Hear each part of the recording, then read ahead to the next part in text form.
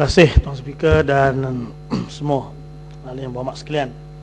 Bismillahirrahmanirrahim. Terima kasih memberi ruang kepada saya untuk memberi berkongsi sama berkaitan dengan kajian separuh penggal rancangan Malaysia ke-9. Tuan Ibu Ketua, itu maklumat sekalian, rakyat di luar sana sedang menanti satu keputusan yang memihak kepada rakyat, satu keputusan yang memberi keselesaan kepada rakyat hasil perbincangan mesyuarat ahli parlimen setiap penggal, setiap masa.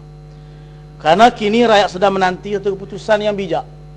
Rakyat ingin melihat apakah keputusan itu memihak kepada rakyat jelata, yang mana kita merupakan ahli, Dewan Rakyat merupakan wakil rakyat yang terdapat dalam kawasan kita di kalangan mereka-mereka yang kaya raya, yang berpatang sederhana, dan ada yang paras kemiskinan yang melampau. Namun ia adalah merupakan rakyat bagi kita semua.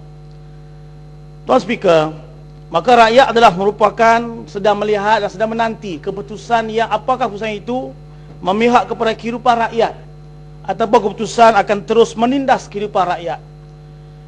Maka kita berbincang pada kali ini, kita melihat rakyat sedang hilang kuasa membeli. Saban masa, saban hari, rakyat menghitung duit-duit shilling untuk memastikan rakyat juga terlibat dalam menyumbang ekonomi dalam negara ini. Kemudian kita melihat rakyat terpaksa memilih cara hidup ala susah, ala kemiskinan. Ada yang sudah memakai kereta besar mencari kereta kecil, yang berkereta ke pejabat sudah memilih untuk bermotosikal, ada yang bermotosikal memilih kenderaan awam.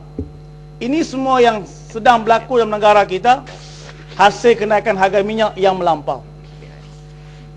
Dan setiap kali rakyat menyebut beginilah keadaannya selepas pilihan umum, akan berlaku kenaikan harga barang yang melampau. Setiap kali pilihan raya dijanji dengan pelbagai kata-kata manis, namun kita terpaksa dikejutkan dengan kenaikan harga minyak yang sudah menekan sama ada pengundi Pakatan Rakyat maupun pengundi Barisan Nasional.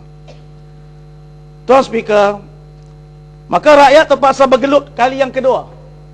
Bergelut untuk menyelamatkan diri, bergelut dalam suasana untuk mendidik anak-anak, berhadapan dengan ekonomi yang meruncing.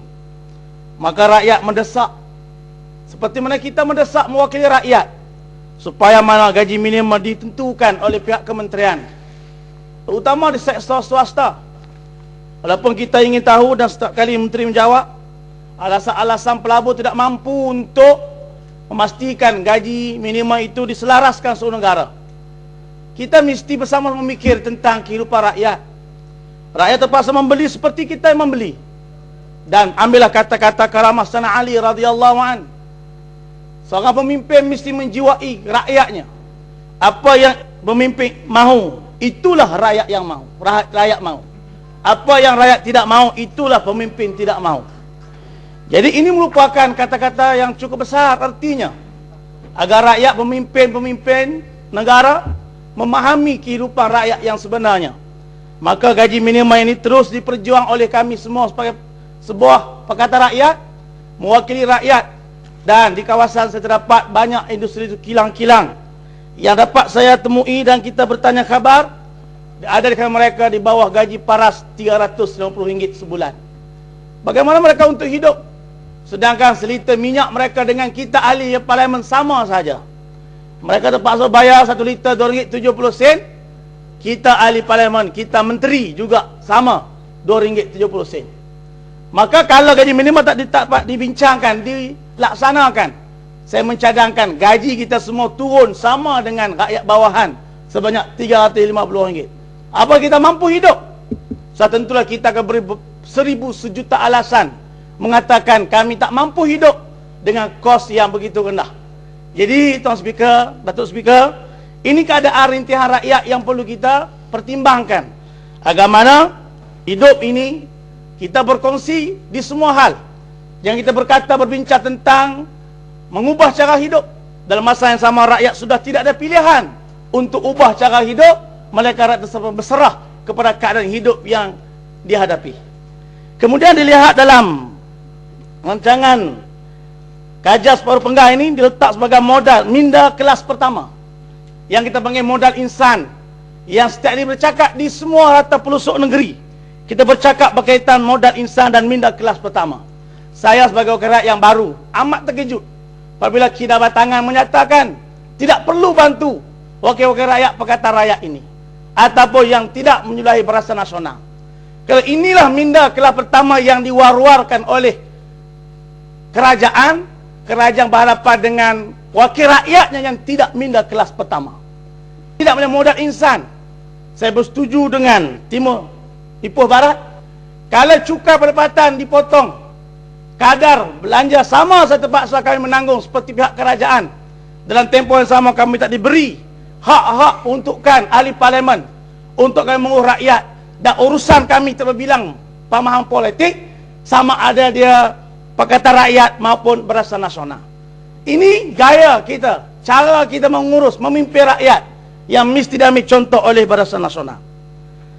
Dan kita melihat sekarang ini kita berhadapan dengan isu pendidikan, yang mana Akbar menedahkan dari Menteri Pengajian Tinggi pada tahun ini saja 30,757 lepasan SPM layak ke IPTA. Ia satu yang membanggakan kita kalau kita melihat dari sudut ruang-ruang belajar yang begitu besar diberi kepada anak-anak atau warga negara kita, rakyat Malaysia ini. Namun perlu kita lihat daripada sekolah rendah, sekolah menengah sampailah kepada IPTS, apa yang kita sedang berusaha untuk sama-sama nak memiliki keputusan yang baik. Itu menjadi setiap anggota rakyat, masyarakat ingin anaknya nombor 1, nombor 2. Perlu kita ingat, tempat yang begitu bukan semua orang akan dapat.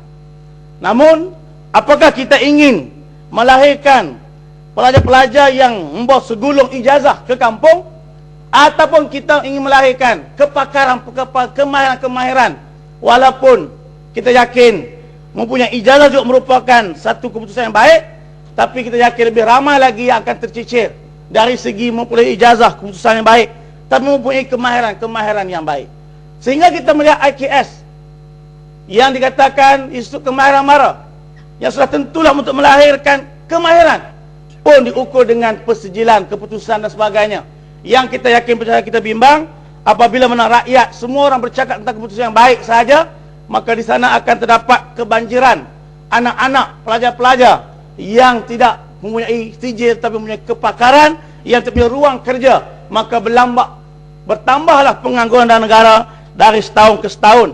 Maka kita mengharapkan Kementerian Sumber Manusia mesti melihat dari sudut kemahiran ini diberi tempat kepada anak-anak muda, generasi-generasi, walau mereka tidak mempunyai keputusan sijil yang baik, namun mereka mempunyai kemahiran untuk bercembung, memberi khidmat kepada negara kita ini. Tuan Speaker, dan kita melihat isu PTPTN yang menjadi isu besar bagi anak sekolah. Sekarang ini kita sebagai wakil rakyat, kita dihujani. Rakyat datang ke pejabat untuk menerima bantuan. Paling kurang tambang mereka ke IPTA. Namun tuan sekalian, setelah mana mereka bergelombang merebut peluang untuk dapat IPTA, kemudian mereka mendapat pula pinjaman PTPTN selepas mereka selesai persekolahan. Setelah mereka mendapat ijazah, segulung ijazah, mereka dihantui dengan keadaan utang PTPTN yang begitu tinggi. Maka kami di Pakatan Rakyat mendesak supaya kerajaan mengkaji semula lah. Melihat kepada, jangan kita sekadar melihat bilakah pelajar ini bayar pinjaman PTPTN, tapi kerajaan mesti menyediakan ruang yang lebih besar supaya rakyat ini menyumbang lebih besar daripada pinjaman PTPTN itu. Mengharapkan kejayaan, menyediakan pasaran kerja, memastikan anak-anak kita atau rakyat yang berkelulusan ini mampu berniaga, mampu berusaha, mengembalikan melebihi dari pinjaman yang diberi kepada pelajar tersebut. Tapi untuk makluman kita semua, Tuan Speaker, yang mana kita melihat rakyat hari ini mengadu hal, bagaimana alasan kami nak beri kerana kami tak mampu membayar hutang PTPTN yang makin hari makin menambah. Dan yang ketiganya, Tuan Speaker,